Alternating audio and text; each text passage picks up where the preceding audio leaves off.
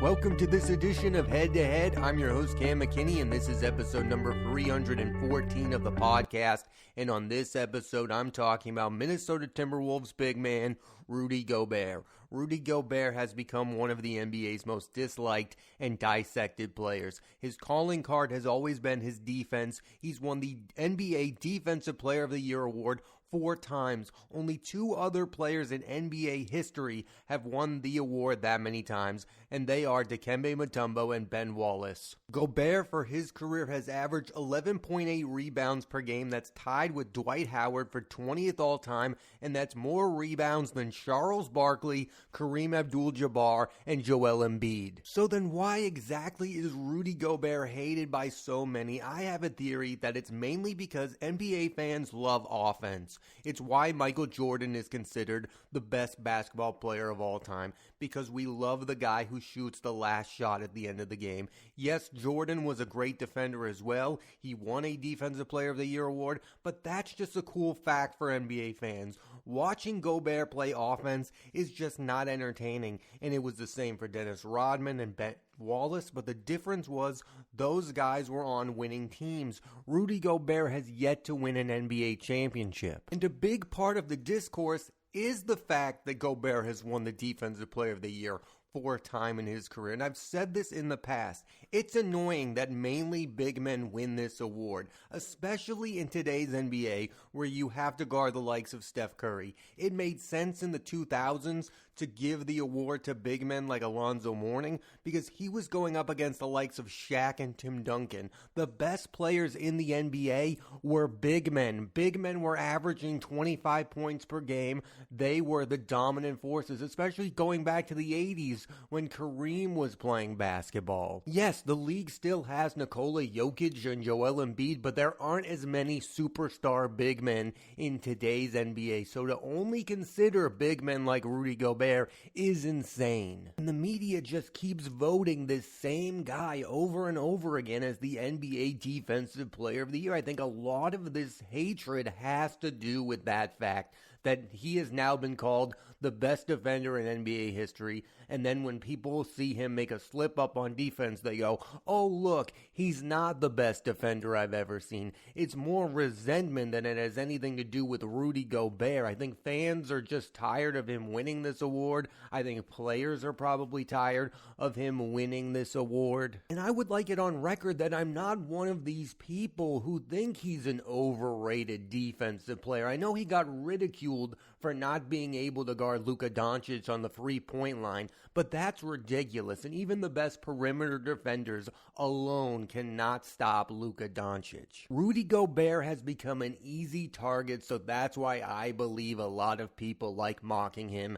because they know a lot of people are going to be on board with you mocking him. And the TV critics, they know that. They know that fans love nudging against Rudy Gobert because they know the narrative around him, that he wins these awards in the regular season and then his teams come up short during the postseason. It's the same cycle over and over again, and it's only going to stop if Rudy Gobert becomes a champion. People really started to give their harsh thoughts around Rudy Gobert once the T-Wolves gave up 4 first-round draft picks for him. And I look at his fit as Minnesota as odd. They already had Karl Anthony Towns and Naz Reid, the NBA's 6th Man of the Year. I mean, Minnesota Timberwolves are not the normal basketball team anymore. They have 3 really good big men, and I think people look at that and go, well, that's not a winning basketball team. But look, they had those 3 big men, and they made it all the way to the Western Conference Finals. Yes, I find it odd that Rudy Gobert and Karl Anthony Towns are on the same team. That never made a lot of sense to me,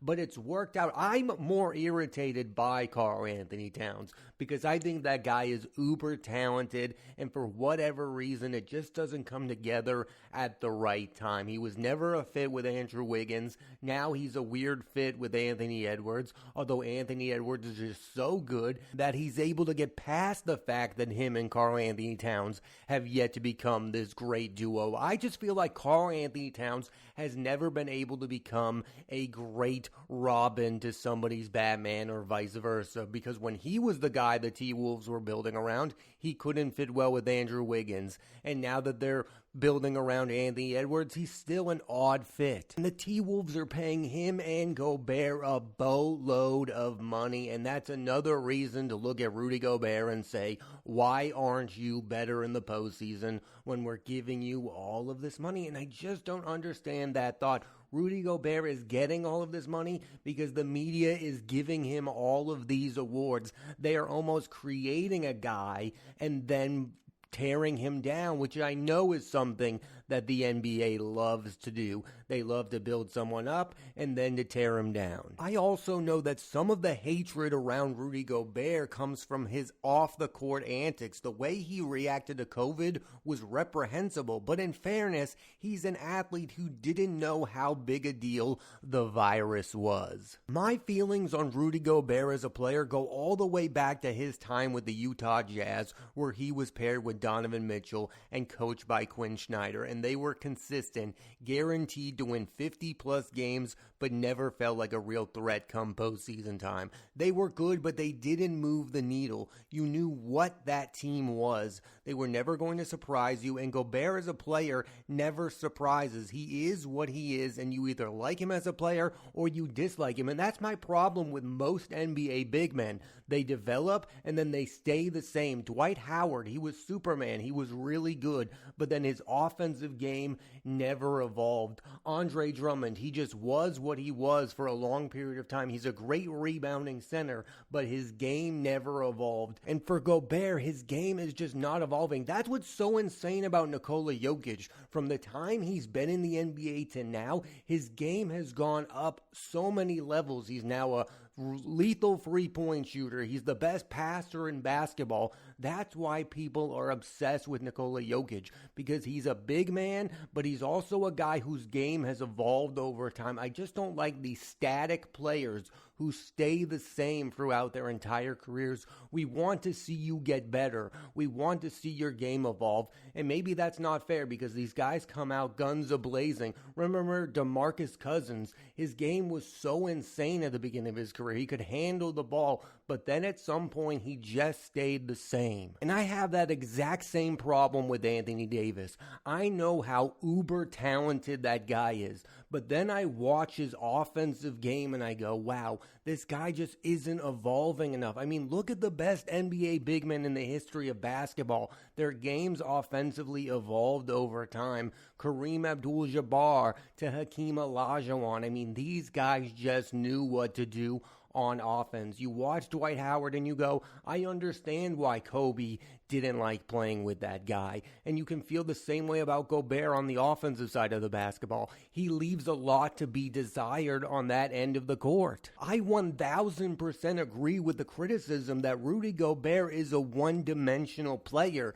That is a fair critique. I'm just not into dissing him for the one aspect that he is good at, which is NBA defense. He is a good NBA defender. A lot of people think a great one, obviously, given the amount of times he's won the Defensive Player of the Year. There's no doubt about that. It's the offensive side that I'm troubled with the most. He just can't evolve, and he's not going to evolve at this point, so I don't want to spend a lot of time talking about it. But if you're going to critique him on that side of the court, I fully understand. Him not being able to stop Luka Doncic, I think is an insane thing to critique him on. Because I don't think Dikembe Mutombo could have stopped Luka Doncic, and I don't think Ben Wallace could have stopped Luka Doncic. Luka Doncic is an unstoppable force in this period of time, and he's not going to be stopped by the NBA Defensive Player of the Year. It's called a double team for a reason. This is my other thing on Rudy Gobert. Rudy Gobert did not self-anoint himself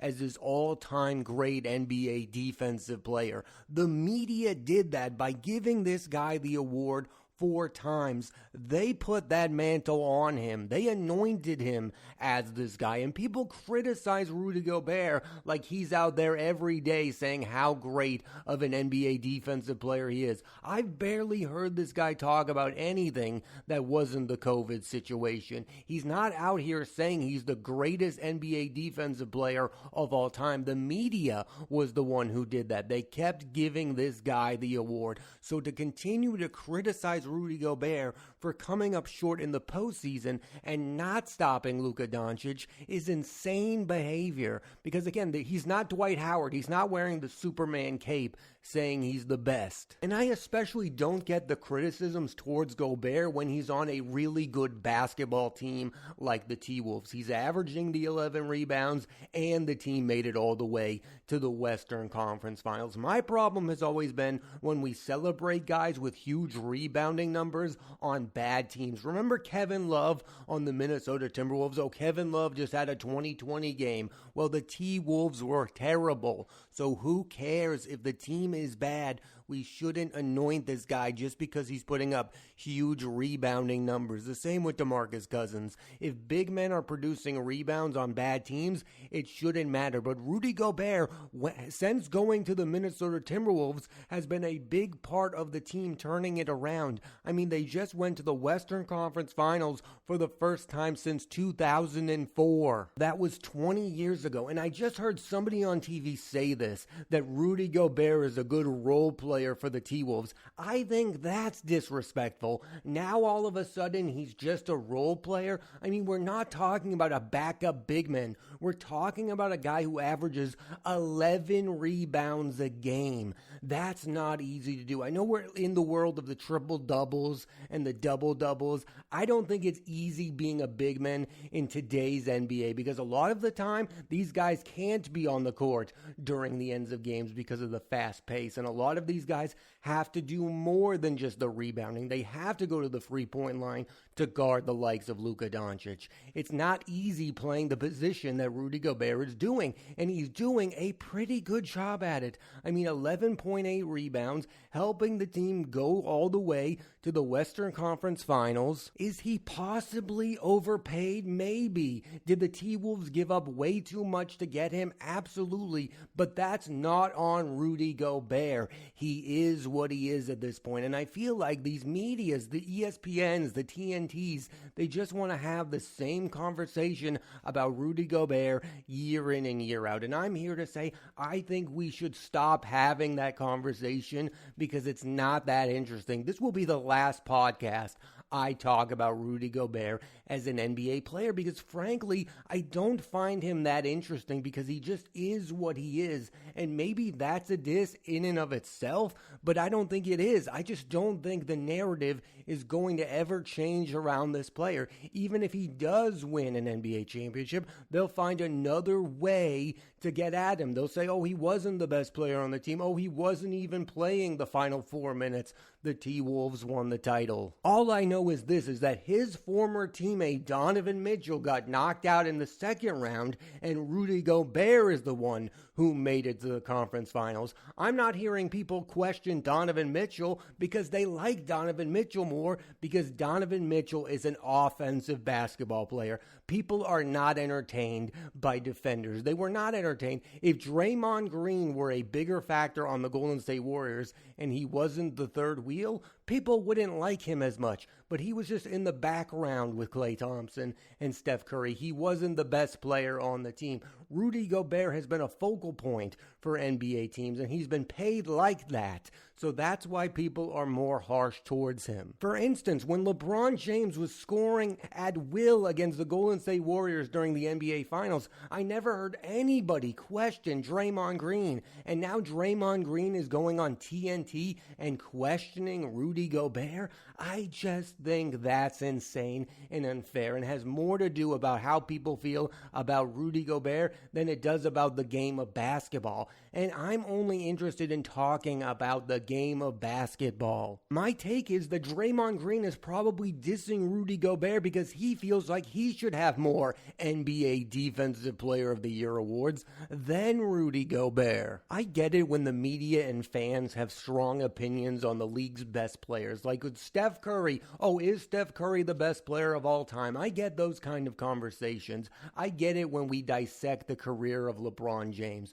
But you want me to dissect the career of Rudy Gobert? Like, I just think that's pure madness, and he's not a player deserving of that. He's just not, and I don't understand the obsession with Rudy Gobert. Everything about the T-Wolves, the talk goes back to Rudy Gobert. It goes back to calling him a role player. He's more than a role player. It goes back to calling him overpaid. Well, they already gave him the contract. It goes back to the 4 first-round draft picks. Well, that already happened. You're not bringing anything new to the Rudy Gobert conversation. I do find it interesting that they keep giving a guy the Defensive Player of the Year award who's kind of a weird fit for his era of basketball, because we're living in the free-point era with the Steph Currys, the Klay Thompsons, the Devin Bookers. Those are the guys lighting it up. We're not living in 1998 where you have Shaq, you have Dirk, you have Tim Duncan, you have Kevin Garnett. If we were living in that era, it would make more sense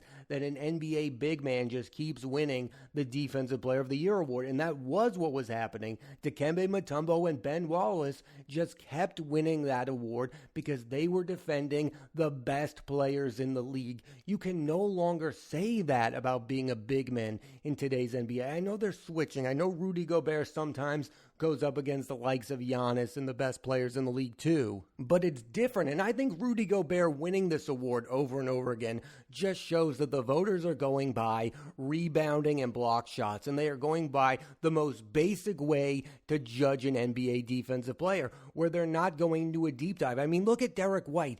Derek White, I know I'm a fan of the Celtics, but I love this guy. Derek White blocks shots, and he is also one of the best perimeter defenders in the league. He is a guy who I believe should have won NBA Defensive Player of the Year last year. Yes, I know I'm a fan of the Celtics, but this guy was deserving of winning that award. I think Drew Holiday should have won this award in the past. I mean, perimeter defenders are the ones guarding the best offensive players in the game. Everyone was on board when Kawhi Leonard won his back-to-back NBA Defensive Player of the Year's awards because he was guarding the very best. That's the kind of player I want to win the award. Am I against Rudy Gobert having 4 NBA Defensive Player of the Year's award? Yes, he should probably only have 2. I think we should stop giving him the award. But sadly, they're probably not going to stop giving him the award. And I want to tell all of these people that Rudy Gobert is probably headed to the Basketball Hall of Fame. And when he makes it to the Hall of Fame, we're probably going to have to reevaluate his entire career after that as well. The Rudy Gobert talk is not going to end. I'm doing this podcast because I want it to end. I just don't find him that much of an interesting figure in the history of basketball. And I don't mean that as a diss. I know it sounds like one. I just think Rudy Gobert is a star player. He's not a superstar player. And the amount of time we talk about him, you would think he's one of the 5 most important players in the NBA. And if you were watching TNT, you would have thought he was one of the worst players during the NBA playoffs. Rudy Gobert was a plus 95 plus minus during the NBA postseason. He was a big factor with the T-Wolves making it all the way to the Western Conference Finals for the first time since 2004. I was 10 years old the last time the T-Wolves were a relevant basketball team. Then they kept losing big men to bigger franchises. Kevin Garnett, Kevin Love. They watched those 2 stars win titles with other teams. Now the T-Wolves are relevant again. They have an emerging star in Anthony Edwards, who I do believe is on his way to being a no-doubt top 5 player in the NBA. They have Karl Anthony Towns, a player who I think is more interesting to talk about than Rudy Gobert, because I'm not that big of a fan of Karl Anthony Towns' game, because I think he has the talent to evolve as a player, and he just hasn't evolved. Rudy Gobert is who he is. He's not going to improve. He's not going to get better. He just is Rudy Gobert at this point, and that's not that interesting to talk about. He's a walking double-double. He's a star basketball player. He's a big factor on the T-Wolves. If they do win a title, I think he's going to have a big hand in that. He's not a very entertaining basketball player to watch play. You watch Steph Curry and you go, I could watch this guy play basketball till the end of my life. That's not the feeling you get when you watch Rudy Gobert, and that's why I think a lot of people go after him. And I think the media knows how people feel about Rudy Gobert, so they too go after him. I'm here to say you should stop going after Rudy Gobert because I think people are getting tired of this conversation. They're getting tired of this player. He's probably going to win the Defensive Player of the Year award at least 2 more times in his career. The narrative around Rudy Gobert isn't as interesting as the media would have you believe. Thanks for listening to this edition of Head to Head. I'm Cam McKinney, and there'll be a new episode of the podcast every Monday on Apple Podcasts and Spotify, so please rate, review, and subscribe.